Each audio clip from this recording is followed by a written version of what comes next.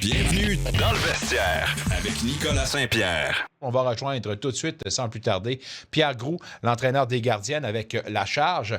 Tout d'abord, on va lui souhaiter un beau bonjour et surtout à toi, un bon anniversaire. Bienvenue dans le Grand Club, Pierre. J'espère que tu ne te sens pas trop vieux. Ah non, c'est pas super.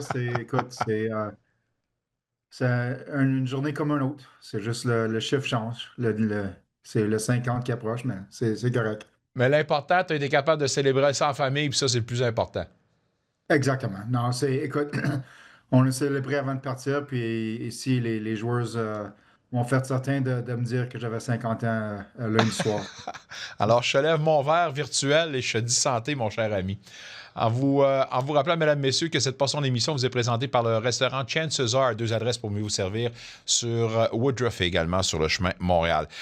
Si on parlait justement de l'évaluation de la performance de vos protégés dans un match hier où ça a été progressif, selon la coach McLeod, deuxième période, vous avez peut-être semblé retrouver plus vos jambes. D'accord avec cette affirmation? Oui, absolument. Je pense que le premier 10 minutes, la première période, on a eu un peu de misère. Je pense qu'on était dans l'heure de l'Est au lieu de l'Ouest. Mais écoute, le plus que ça avancé, le plus qu'on a joué un bon match. Écoute, Kirsten Campbell a joué un bon match. Écoute, ça arrive des fois que l'autre gardien adverse va faire des bons arrêts. Mais je pense que ce matin, qu'est-ce qu'on a dit? On prend ce qu'on a fait en deuxième et troisième période hier soir et on l'amène ce soir contre Seattle. Mais je pense que, écoute, on a eu beaucoup de trafic au filet. Il faut juste trouver une façon de compter plus de buts. Si on parlait justement de cette offensive-là, trouver une façon de marquer plus de buts, parce qu'en prémisse, on en avait parlé d'ailleurs précédemment, c'est que vous vouliez avoir plus de lancers provenant de la zone névralgique, de la zone rouge. Or, si je fais le décompte des 34 lancés, écoutez, je ne suis pas bon en maths, là, mais j'en compte une vingtaine, 21, 22, qui provient justement de cette facette-là. Alors, est-ce qu'on doit dire que même si vous n'avez pas les résultats, vous faites quand même le travail qui va vous amener justement à du positif, là?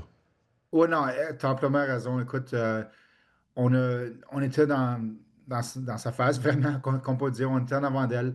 Elle a fait des bonnes arrêts. Alors, parfois, on s'incline trop vers le résultat versus le processus. Alors, oui, on aurait aimé ça gagner hier soir, mais on s'avance, on s'améliore dans chaque facette de la partie. Alors, pour en ce moment, oui, on a eu une victoire, 4 défaites, mais on a vraiment des choses positives qui arrivent dans notre partie. Alors, c'est juste de continuer vers l'avant. On a 3 matchs avant Noël. Puis je pense que commençant ce soir, écoute, c'est vite fait, mais écoute, on peut bâtir on peut continuer à bâtir ce qu'on a fait hier soir. Puis il faut aller sur le positif parce qu'à un moment donné, ça va exploser, puis on va compter plus de buts. Si on parlait justement des 5 lancés de Brian Jenner, également d'Emily Clark, qui en a 7, et des 4 de Kardirova, c'est donc dire que des joueuses de pointe, elles aussi, créent leur chance. Ça aussi, c'est un signe important et positif, là. Très positif. Je pense que c'est juste faut exploiter les gardiens adverses davantage. Souvent, écoute, ça va être dans le crest qu'on peut dire. Puis, écoute, il faut exploiter ce qu'ils nous donnent. Mais qu'est-ce qui est positif, c'est que les joueurs qui ont été mentionnés, Cardorova, Jenner, Clark, Marazova a joué un bon match hier soir. Elle a frappé le poteau en deuxième période qui a pu changer le match. Alors, je pense que nos joueurs offensifs, ils vont avoir la chance de compter. C'est juste qu'il faut continuer à bâtir là-dessus, continuer à lancer la rondelle et exploiter les gardiennes. L'unique marqueuse, Anna Shokina, qui marque son premier, évidemment, la Russe, est-ce que c'est normal de croire qu'elle, on la voit possiblement comme une joueuse qui devrait prendre une place au niveau de l'offensive cette saison, là? Absolument. Puis quand tu la vois avec la rondelle et est très patiente avec la rondelle, tu vois qu'elle a un sens offensif à son jeu. Mais je pense que pour elle, plus que Cordova, c'est un ajustement au style nord-américain. Tu sais, c'est plus physique, il y a moins d'espace. Mais je pense que qu'est-ce qu'elle voit en ce moment, c'est que quand elle a la rondelle sur son bâton, il faut qu'elle lance la rondelle le plus vite possible. La glace est plus étroite ici en Amérique du Nord. Alors, je pense que le but, on espère que ça va le débloquer, puisque ça va l'aider à promouvoir vers plus de jeux offensifs. Mais écoute, tu vois qu'elle a un sens offensif, puis c'est juste utiliser ses jambes pour créer de l'espace parce que l'espace ne va pas être donné dans notre ligue. Est-ce qu'on peut avoir des impressions sur votre première expérience à Vancouver? Il semblait avoir beaucoup d'ambiance. L'aréna semble très bruyante. Oui, l'aréna est très brillante, mais la musique était forte. C'est certain que la musique était un peu trop forte, mais écoute, ben, je pense qu'il y avait 9 000 ou 10 000 partisans dans les estrades, une bonne atmosphère. Tu vois que l'aréna, tu sais, l'aréna, c'est tout, c'est GoldenEye, c'est tout partout. C'est le fun à voir qu'une équipe dans notre ligue a leur propre aréna.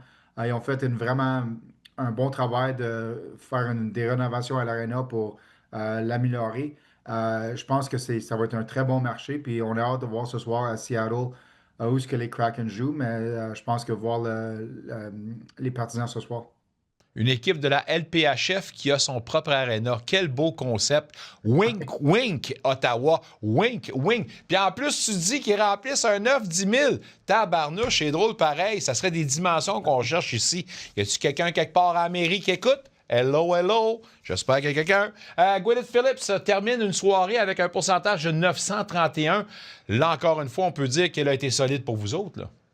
Absolument. Je pense que, écoute, elle nous a amené, elle nous a donné qu'elle pouvait faire pour gagner. Premier but, c'est un jeu exceptionnel de Katie Chan qui frappe la rondelle style baseball dans le filet. Deuxième but, c'est un échappé. Jen Garner l'a laissé tout seul. Un beau lancer qui revient à travers son corps. Elle nous a donné une chance. Oui, on a donné peut-être moins de lancers, mais les chances qu'on a données, c'était des chances euh, qu'on peut dire A. Mais écoute, elle a fait les arrêts qu'elle avait besoin de faire. Elle nous a donné une chance de gagner. La seule affaire qu'elle peut faire. Puis on avance avec elle, puis on voit comment elle peut progresser. Mais ce soir, je pense qu'on va voir un différent gardien devant notre filet. Ben, j'allais dire, là, est-ce qu'on doit comprendre que Kendra Woodland, dans un 2 en 2 sera votre gardienne partante ou ça serait peut-être l'autre, évidemment? Ah, oh, OK. Fallait que je me trompe. J'ai dit Woodland, ça va être l'autre. Non, écoute, ce soir, j'ai hâte de voir Saniola jouer. Elle a eu une blessure au début de l'année qui l'a mis un peu de côté, mais là, elle est prête. Puis je pense qu'elle a fait beaucoup de travail des 3, 4 premières semaines durant le camp d'entraînement, puis durant l'année, pour connaître la ligue, connaître les joueurs dans la ligue, connaître le style de jeu.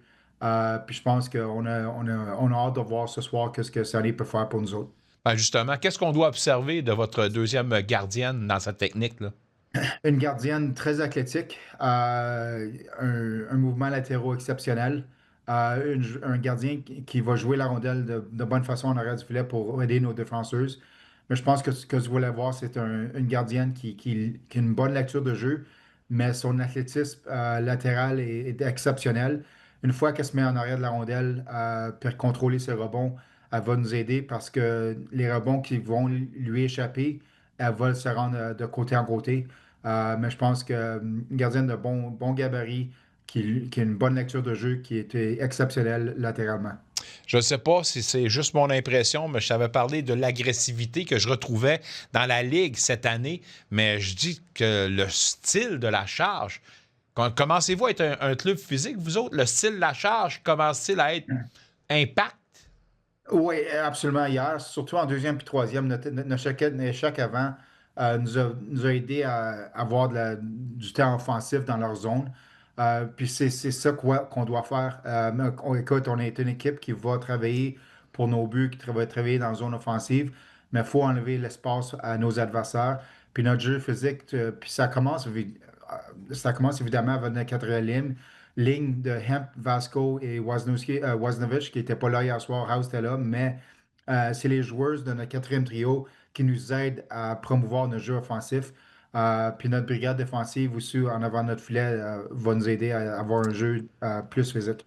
Aucun avantage numérique hier. Est-ce que le fait de... comment je pourrais dire ça? La qualité de faire prendre des pénalités à l'adversaire a été adressée pour vous autres. Est-ce que c'est un point sur lequel on doit travailler? Oui, honnêtement, on doit travailler là-dessus, mais on pense que les arbitres hier, ils ont fait un vraiment beau travail de nous laisser jouer la partie, de nous laisser jouer une partie physique des deux côtés. Pas appeler des punitions juste pour appeler des punitions. Je pense que les deux arbitres ont fait un excellent travail, mais tu as amplement raison. Il faut bouger nos pieds davantage pour créer des punitions. Il faut aller au filet davantage pour créer des punitions, avoir des chances en avantage numérique, parce que notre avantage numérique, oui, peut-être pas autant de buts, mais on crée des chances dans notre avantage numérique cette année. ce soir dans votre plan de match? Est-ce qu'on regarde également la gestion des énergies, un deuxième en 24 heures et quel genre de match on doit appliquer ce soir contre le Torrent? Je pense que tu as amplement raison. Un deuxième match en 24 heures, notre énergie. Mais qu'est-ce qui est bon hier? On a joué 4 lignes. On a joué 6 défenseuses. Alors, on est prêt pour le match de ce soir. Mais ce soir, c'est, écoute, Alex Carpenter, Hillary Knight, Hannah Belka de l'autre côté. C'est des joueurs très... sont très bonnes offensivement. Alors, il faut faire certain que notre jeu en avant de notre filet est de bonne façon pour faire certain qu'on enlève l'espace à leurs joueurs offensifs. Mais je pense qu'il faut jouer un jeu 1-1-3 en zone neutre. Alors, avoir les rondelles en arrière de leurs défenseuses. Alors, faire certain de mettre les rondelles en arrière d'eux autres puis aller au filet pour créer des chances. Très généreux de ton temps. Merci à toi de ta participation en 2025. Je te souhaite à toi et tous tes proches un heureux temps des fêtes, un joyeux Noël. Et Serge, j'espère qu'on se retrouve en 2026. Bonne chance pour le match de ce soir. Un retour sportif 100% local dans le vestiaire avec Nicolas Saint-Pierre.